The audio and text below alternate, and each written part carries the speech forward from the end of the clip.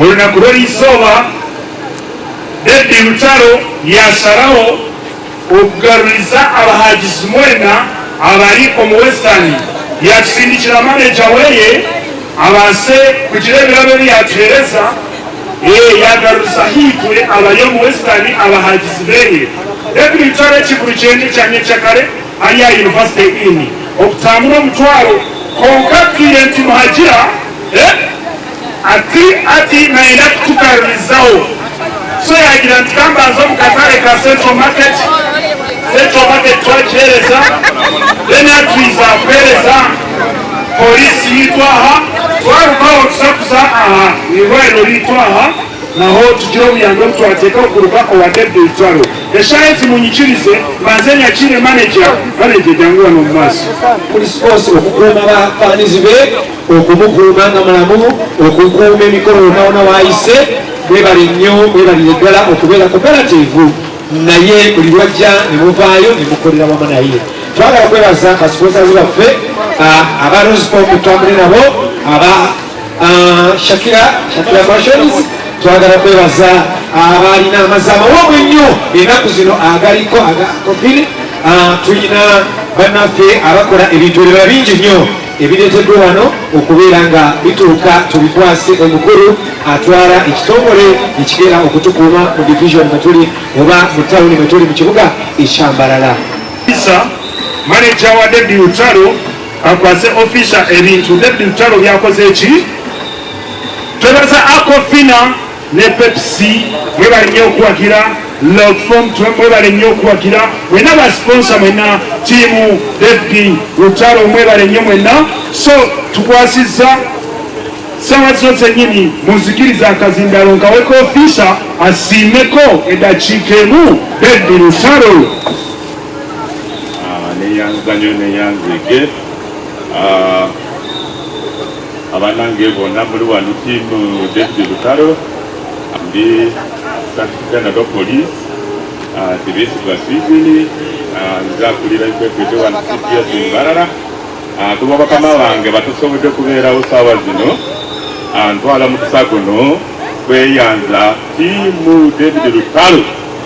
Rosepom kutonera bino birabo byonna bino nga abaserikale ba CPS Mbarara mwebale ddala mukama abongere mukisa n'olulala mukolanga we mutyo n'abalala muyongereyo n'abalala mutuukeyo mutonera ebirabo nga bino tusimbye nnyo nase kusiima etasiima ebula kola ki ajuwa amiina mwebale nnyo obukalo bw'ofiisa okirize tugenda kuwa basponsazi baffe bayogereko tulina aba Rosepom wano owa Pepsi oba aliwa tulina owa Rosepom wali bwe tuvaano tugenda ku regional hospital naye tugenda kukiriza tetugenda gendayo na bivuga tujja gendayo ne drone yokka tukwase aba region ifaliso bwe tunaavaawo tugende maaso olw'ebukoona tumalirize ne press conference. Abanyambarara mwena twabaramusya kandi mwebale obuhagizi bwanyu ituuka Rosepom twashara mukwekwatanyisa na Dedi Lutalo ahabwa obuhagizi mutwerekire nicyo twaronda ekitukubaasa kuhayo kugira ngu tubaase kubagaruza n'enshonga abo ekitwakwatanyisa na Dedi Lutalo kubaasa kubaha emifaseji eyi twabaasa kubaha ntwashaba mwongere kutuhagira Uganda Police.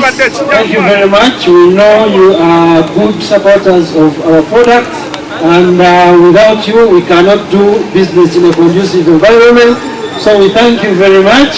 Tuwagira mwebale kutuhagira tubasima obuhagizi bwona mugumizeho imfasha tujine eyebika byona abakura abana abatandika amaka abamahoteli imfasha y'ebika byona tujine tuwagira ngo mwijemu eshubure ahashoro mwiti biharwe ninga omu maduka gona aho raza hiyo muri Mbarara Runda Zina Rosepom. Rosepom, a world of beautiful dreams. Okay, thank you so much. Basobole banyabo Aquafina Pepsi Cola na yewe yayigide nenga tanaba sebo mkamafe osi tubaletedde Rimsempa Preso omuyimbi abasindise peni zibatawanya wano mukola statement obimanyi tubaletedde ka repeat soap kano kagenda kuyambako ebidomola bibiri omuyimbi abikise twalidde toilet papers, jayo, squeezers, office piece berenge eri ku muzuli ate ngeri clear. So mukirize Aquafina manager ono naye atuwe ebigambo bye finally tugenda kufundikira ne manager oli owa Lutalo yagenda okusembayo mu protocol atusiibule ate tugende wansi wali olw'ensonga nti kyonna kyonna kye mwalaba ekyali erugogo akireese wano abayimbi bonna nga bwebamuwerekera bagenda kujja wano naye omwana susumagiki ono Shakira ono wamugjeemu babatiimu banange Mbarara erina ebintu tubona mpozi mu Mbarara mweyone ogenda mu botiiki y'omukyalo ono kyemulabyeko nti buli kimu akirina era naye yenyini ne ttiimu ye olabira ddala nga kikyo basembayo mulaba ki simanyi naye wangi basembayo mulaba ku makonteyina so abaagala okunyuma yatikudde kiwedde ekyabajja mu David Lutalo esookere wa Shakira tuyaza nnyo kale tugende ewalala mpolampola ffenna tukirire ku ddwaliro tukirirawo ku ddwaliro wagendagende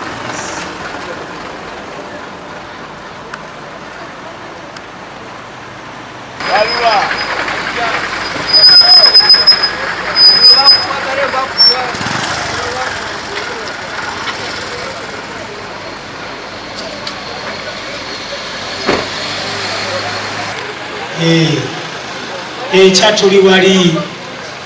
University wetugenda okubeera mu David Lutalo ng'olwaleero tuleese mu David Lutalo byalikudiza batwali be yagambye tubaleetere nga bali wamu ne Rosefo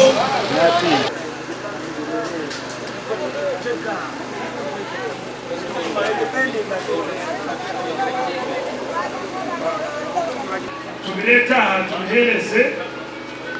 ayirwaro liitu Mbarara Hospital Fund. So basebo na banyabo niza kubanza yebaze David Lutalo abokuba abase twizuka nitwe abagizibe abali omuli Mbarara yagira titule niza yokwe koka nyine abagizibe nti bwenule kamanze musimire ekyo kake kindi shone yanyichakale onakuwa nyichakala mu university ino ekindi David Lutalo yahereza central market ebifaniso yahereza central market Akofina misi yabahererezo yahereza polisi buli kimwe kyona ekikubasika sabuni ebitabo eki mwena hatwizo mwirwaliro liitu erihango yagira ati abantu abakubasa kuba batina okuyama nawe lekamba twalire ebifaniso obakwata ebisenga basponsa bona konka yatusindikira manager weye David Lutalo eshayezi kanya chile manager wa David Lutalo omuli Mbarara atugambire ekyatuyimire munansonyiwa olulimi Oluganda nge lwayogera naye ngezaako kubiga kimanyi mubanga tunenge kwamagisa David Lutalo antumye aŋambye enkya olunaku lw'enkya leero ye mugole tumukwesi enkya agenda kuba namugomo naye aŋambye nti eggwanga lyonna abakyala bonna babeera bannaalongo mu nsi bamaama ebiseera ebisinga batawanyizibwa nnyo nga bazze malwaliro batawanyizibwa nnyo oluusi nga ebikozesebwa bitono naye ng'ali wamu ne basponsazi be asazeewo aweereze ebintu bino biyambeko ekyo kibiina bisobodde okuyamba kubanga namwe mumwagadde ebbanga lyonna ate era mukyamwagala ate era n'enkya mwe bamu abagenda okubeera naye n'ajja ne kampuni ya Rosefo naye tugyebaza okubeera nti ewaddeyo era ebintu bino yandibadde abitwala abantu nga banaakola edduuka naye n'asalawo naga nti abawagizi bange ab'Emubende abawagizi bange ab'Embarara abawagizi bange ab'Ekasese byonna tugenda tukola ki nga tuteekayo ebintu bino olw'obulungi bwammwe bamaama bannaalongo ab'ensi twagala okwebaza basponsazi baffe omukulu yegwesebo omukulu akiikirira eddwaliro bwe tulina okukwasa ebintu bino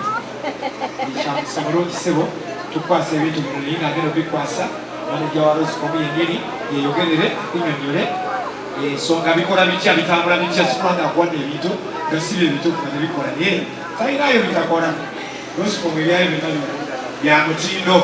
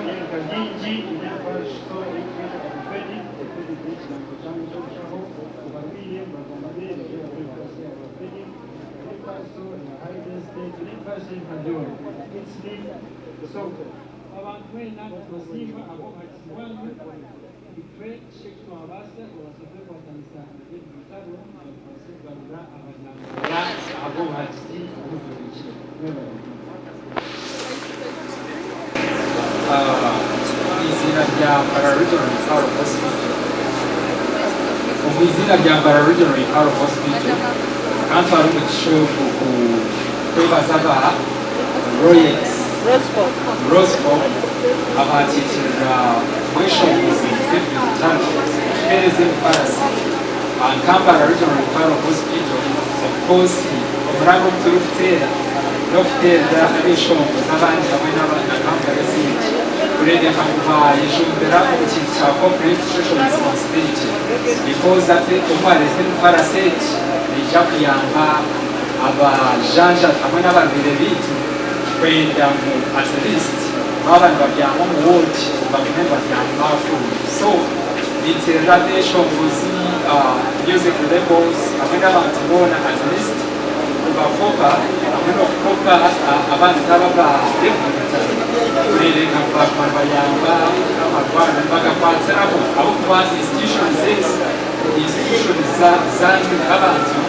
So, Avantilisha, Rapshanga, Farasi, Babri, Mbarara Regional Referral Hospital, and Mbarara training. So, where are you?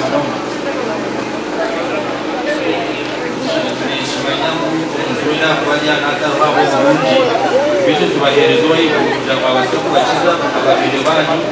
n'abamama bitu bose ategeye tukorane yanyu abade Lutalo so twatanise nabo ku Pepsi namiza kuba kwesa Aquafina enriched drinking water yeo kumutire bakasete kutambo Mbarara na washemeze abamama bitu bose atebese narumu kandi tujye kwashara babire abajye Mbarara kuja murakutira kama bagaze cyo kumakagana mwebare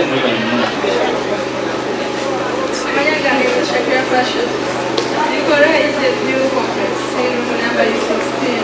second part. But when you check out the translated Lutalo, we are supporting how we have a girls and girls. That's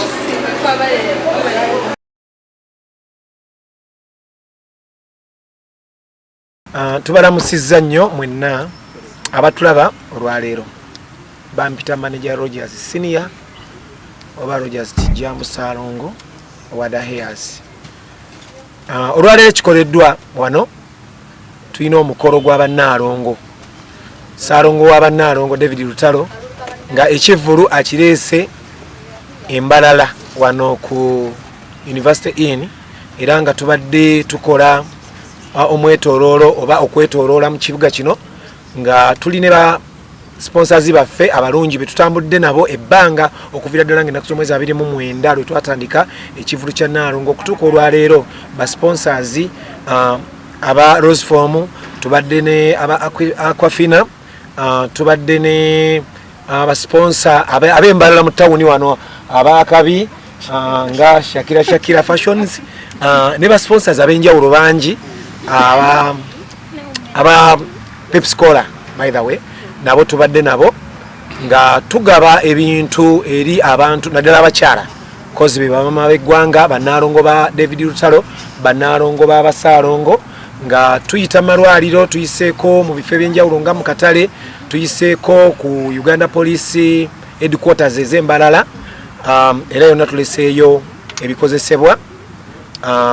nga David Lutalo asindise obubaka ng'ayita mu team David Lutalo. In fact njagala okwebaza team David Lutalo Mbarara, njagala okwebaza bannamawulire abamubeereddewo abakoze omulimu gw'amaanyi okuba nti olunaku luno olw'enkya lwe tugendako lunajjukirwanga mu byafaayo nti David Lutalo ng'ennaku z'omwezi 14 yali Mbarara ku kivulu ky'Abannaalongo. Era ekikoleddwa kubadde kuyitamu enkya oba kabadde kasiki enkya y'embaga. Tusuubire ekintu kyonna ekyalabibwa erugogo cricket oval nga 29 olw'okuba nti baganda baffe bannyinaffe basenga baffe ababeera Mbarara tebasobola kutindiga lugendo era twali twabasuubiza ddala nti nga 14 omuyimbi wammwe agenda kwetikka entanda yonna abayimbi bonna abamuwerekerako bagenda kuba Mbarara wano wetuli ku University Inn. Yali independence last year. This time twayisizaamu ennaku ntono nnyo kwezo zitwajjiramu naye ng'era gwe mwaka okwawukanako n'abakaliyoki oba abayimbi abalala ab'enjawulo besaagala kwogera mannya ffe mu kitundu tujjamu omulundi gumu mu mwaka buli kitundu. Ekyenjawulo kye tuleese kyekivulu Naalongo, ekivulu ky'abakyala mu Uganda yonna, abakyala bonna. In fact ewaffe gye tuva buli mukyala Naalongo. Simanyi oba neeno kyatuuka ndi buli mukyala Naalongo, naye bw'ataba Naalongo mpozi ng'aliko obulemu naye kale muntu wabeera n'amabeere abiri abeera Naalongo.